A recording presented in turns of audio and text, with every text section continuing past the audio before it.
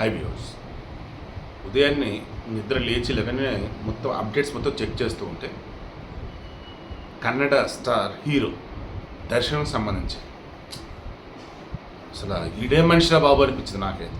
నిజంగా ఎంత దారుణం అంటే, అవతల రేణుకాస్వామి అనేవాడు పట్టుకొచ్చారు. ఎస్, వాడిలాంటి వాళ్ళు మన సమాజంలో ఉన్నారు. వాడిలాంటి వాళ్ళు ఇబ్బందులు పడుతున్న ఆడవాళ్ళు ఉన్నారు. ఈ ఆడవాళ్ళలో పిల్లలు ఉన్నారు, పెద్దలు ఉన్నారు, సెలబ్రిటీ అంతా ఉన్నారు. సరే, వాడిని చిత్రదుర్గం నుంచి కిడ్నాప్ చేసి లేదన్నప్పుడు మామూలుగానే ఎలా మొత్తానికి బెంగళూరు పట్టుకొచ్చారు. సరే, ఇతను వస్తున్నా అన్నాడు. ఈలోపే అతనిని ఆ కిడ్నాప్ గ్యాంగ్ కొట్టారు. దెన్ దర్శన్ వచ్చాడు, పవిత్ర గౌడ వచ్చారు. పవిత్ర కూడా వచ్చి రాగానే అతను చూడగానే అసలు ఇంకా తట్టుకోలేక వెళ్ళి పటాపటా కొట్టేసింది. మరి పవిత్ర గౌడ హీరోయిన్ కొట్టి మరి హీరో ఎందుకు కూడా దర్శన్ కూడా కొట్టాడు. ఇక ఆ తర్వాత అండి ఏం జరిగింది ఏంటి అన్నప్పుడు పోస్ట్ మార్టం రిపోర్ట్ చూస్తే, ఒరే భగవంతుడా, వీడు అసలు హీరోనా, వీడెట్లా హీరో అయ్యాడరా బాబు అనుకుంటాం. కరెంట్ షాక్ పెట్టారండి అతనికి. బ్రతికొండగానే కరెంట్ షాక్ పెట్టి సినిమాలో చూపిస్తారే, కరెంట్ షాక్ పెట్టి తీయటం అలా పెట్టారు అతనికి. అంతేనా, అతను లింగాయత సామాజిక వర్గానికి చెందినవాడు. So pure vegetarian, non veg తినడు. అతనికి బలవంతంగా మాంసం తినిపించి మాంసంలో ఎముక కూడా గొంతులో తోశారు. అది మొత్తం అనమాట. ఎలా అంటే కరెంట్ షాక్ పెట్టిన ఆనవాళ్ళు ఉన్నాయి, ఒంటి మీద చూస్తే మొత్తం 9 భయంకరమైన గాయాలు ఉన్నాయి. అంటే అతనిని అసలు ఎంత ఘోరంగా హింసించారంటే, సినిమాల్లో చూపిస్తారే ఒక సైకో గడిగని చేస్తారు చూస్తారా, అంతకన్నా దారుణంగా హింసించారు. అందుకే కిచ్చ సుదీప్, మన ఏగా సినిమాలో విలన్ ఉన్నాడు కదా, అతను అక్కడ స్టార్ హీరో, అతను కూడా అక్కడ కిచ్చ సుదీప కిచ్చ సందీప, అతను ఒకేసారి ఏమన్నాడు తెలుసా, బాధితుడు అయినటువంటి రేణుకాస్వామి కుటుంబానికి న్యాయం జరగాలి. అతను చనిపోయాడు. బ్రతికున్నటువంటి అతని భార్యకి, ఆమె కడుపులో పెరుగుతున్న బిడ్డకి న్యాయం జరగాలి. ఏ రకంగా న్యాయం జరగాలి ఏంటి అనేది ఇక కోర్టు చేతుల్లో ఉంది, సినీ ఇండస్ట్రీ చేతుల్లో ఉంది అనేసి ఓపెన్గా చెప్పేశాడు. అతను ఏమన్నాడంటే, దర్శన్ తప్పు చేశాడా ఒప్పు చేశాడా ఏం మాట్లాడలా, స్ట్రైట్ పాయింట్. చనిపోయింది రేణుకాస్వామి అనే వ్యక్తి. అతని కుటుంబం ఈరోజు తల్లడిల్లుతోంది, అల్లలాడిపోతుంది. అతని కుటుంబానికి న్యాయం చేయాలి, దోషులకి కఠినంగా శిక్ష పడాలి. ఇక్కడ దోషి దర్శన్గా ఇంకెవరండి, దర్శనే కదా. పవిత్ర కూడా ఇచ్చిన స్టేట్మెంట్లో కానీ, దర్శన్ ఇచ్చిన స్టేట్మెంట్లో కానీ మేము కొట్టాము అని తప్ప మేమేం చేయలేదన్నారు. బట్ పోస్ట్ మార్టం రిపోర్ట్లో అంత ఘోరంగా ఉంది. అసలు కరెంట్ షాక్ పెట్టడం ఏంటి, అసలు నాన్ వెజ్ అలవాటు లేనట్టుగా నాన్ వెజ్ తోయటం ఏంటి, అది కూడా గొంతులో ఎముకలు తోయటం ఏంటి, ఏంది అసలు అది.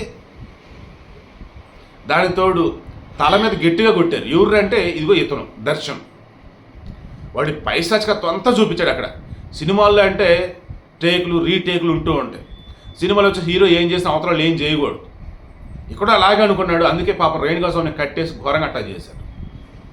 నెక్స్ట్ ఉపేంద్ర చాలా ప్రాక్టికల్గా మాట్లాడి, ఎలా అంటే అవతల రేణుకాస్వామి అని చెప్పేసి ఓ వ్యక్తిని చంపేశారు. నిందితులు ఎవరైతే ఉన్నారో అక్యూజ్డ్ పోలీసుల అదుపులో ఉన్నారు. దాన్ని ఏం చేయాలి ఇప్పుడు? బాధిత కుటుంబం ఏమంటుంది, మాకు న్యాయం జరగాలి అంటున్నారు. ఏ రకంగా?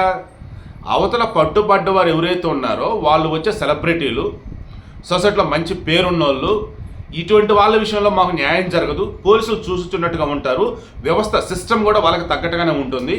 ఇక మాకు ఎలా న్యాయం జరిగిద్ది, అసలు విచారణ ఏం జరుగుతుందంటే మాకు ఎలా తెలిసింది అని చెప్పేసి వాళ్ళు అడుగుతూ ఉన్నారే.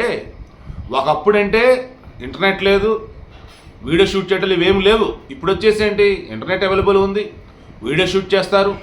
సో దాన్ని ఏం చేయండి, మీరు దర్శన్ కానీ పవిత్ర గౌడ్ కానీ ఇంకా అక్కడ అక్యూజ్ రిమైనింగ్ వాళ్ళు ఎవరైతే ఉన్నారో వాళ్ళు విచారిస్తున్నప్పుడు షూట్ చేయండి వీడియోస్.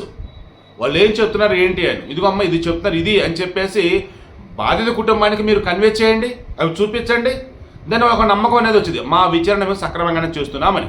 వాస్తవంగా బయట పెట్టకూడదు, కానీ బాధిత కుటుంబాన్ని మీరు పిలిపించి ఇదిగో ఇది అని చెప్పండి. లేదు, మీరే తీసుకెళ్ళి ఇదిగోమ్మా మేము విచారిస్తున్నాం, ఇదిగో ఇక్కడ వరకు వాళ్ళు చెప్పున్నారు, నెక్స్ట్ మీరు స్టెప్ తీసుకుని చెప్పేసి చెప్పండి. అంతే తప్ప మేము విచారణ చేస్తున్నాం మీకు అంత న్యాయం జరిగిద్దిలే అని వాళ్ళని వదిలేకండి. వాళ్ళకంటూ నమ్మకం ఉండాలి కదా, వాళ్ళ బాధ వాళ్ళది, అర్థం చేసుకోండి అని చెప్పేసి ఉపేంద్ర అన్నాడు. సో ఉపేంద్ర వర్షం చూస్తూ ఉన్నా, సుదీప సందీప్ అతని వర్షం చూస్తూ ఉన్నా క్లియర్గా ఒకటే అనమాట. దర్శన్ అనేవాడు మనిషి కాదు, వాడు ఒక మృగం. వాడు బయటగా ఉండదు, జైల్లోనే ఉండాలి, కఠిన శిక్ష వాడికి పడాలి అని చెప్పేసి ఇద్దరు చెప్తున్నారు. అండ్ ఇండస్ట్రీలో మిగతాలు కూడా ఓపెన్గానే కొన్ని సందర్భాలు చెప్తున్నారు. సో దర్శన్ యొక్క సినీ కెరీర్ ఆల్మోస్ట్ క్లోజ్ అయినట్టే నాకు అనిపిస్తుంది. ఇప్పుడు మెయిన్ అక్యూజ్డ్ పవిత్ర కూడా అండ్ ఇతను A1 A2 వీళ్ళిద్దరు పేర్లు వినిపిస్తున్నాయి. కొంచెం అటు ఇటు టర్న్ అవుతూ ఉంది. ఎందుకు పవిత్ర కూడా ఒకటి చెప్తుంది, దర్శనం ఒకటి చెప్తున్నారు. బట్ అంతిమంగా వీళ్ళిద్దరు అతను చంపినట్టుగా క్లియర్గా అర్థమవుతా ఉంది. సో పవిత్ర గౌడ్కి అండ్ దర్శన్కి సంబంధించి గట్టిగానే శిక్ష పడే అవకాశం అయితే ఉంది. మెయిన్గా చూసుకుంటున్నప్పుడు పవిత్ర గౌడే ఈ రేణుకా స్వామిని చంపేంత క్రూరంగా అయితే బిహేవ్ చేసి ఉండదు. ఆమె కూడా బిహేవ్ చేసి ఉండొచ్చు క్రూరంగా, బట్ దర్శన్ అంత క్రూరంగా అయితే అయ్యి ఉండదు.